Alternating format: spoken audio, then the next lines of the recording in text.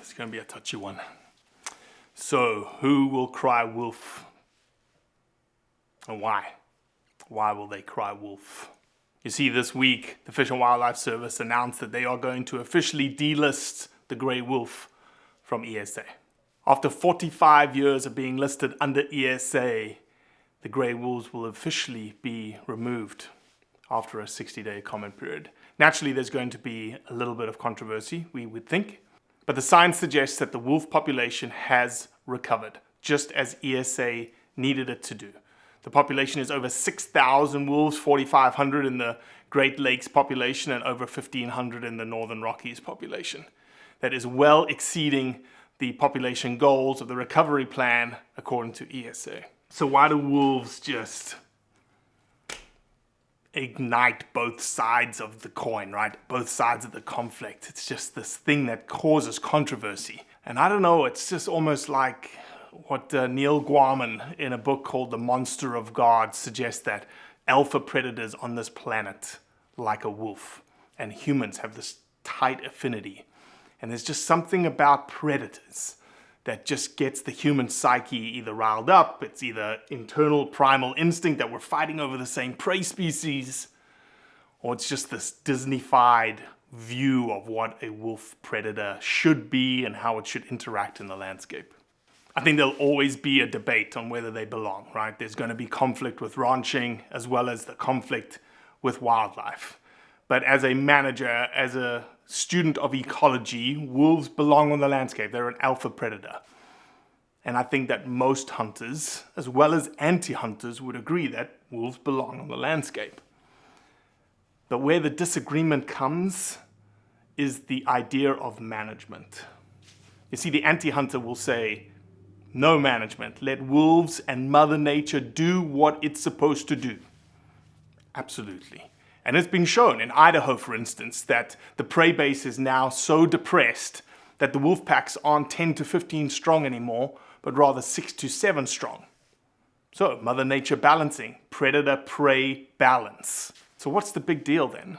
Why not just let them balance all across the Northern Rockies or all across the Great Lakes? All those systems have ranches, all those systems have hunting, all those systems have recreation.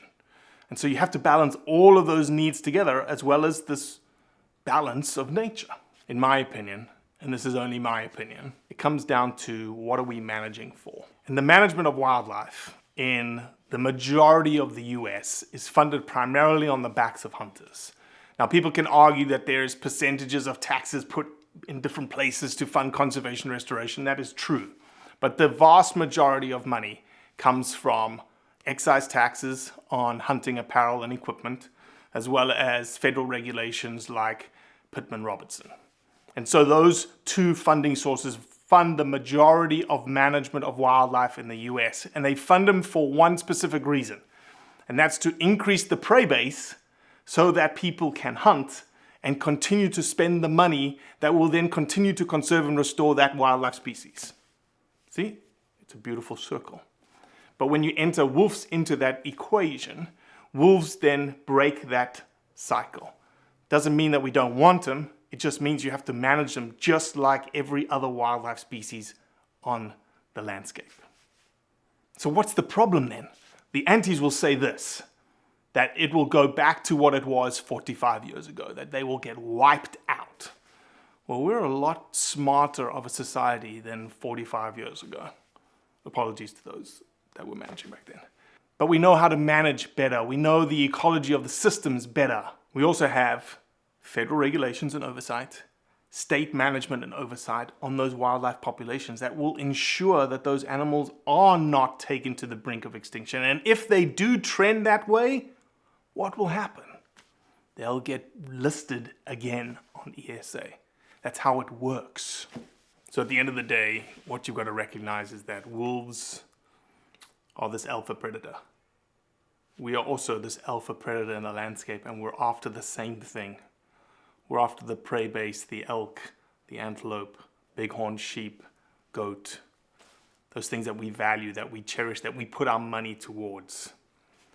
And so it makes sense why the wolf is something that we want to manage, and we want to manage probably a little stricter than most species, because that population will impinge on the wildlife that we hold so valuable. So I think most hunters would agree that wolves belong,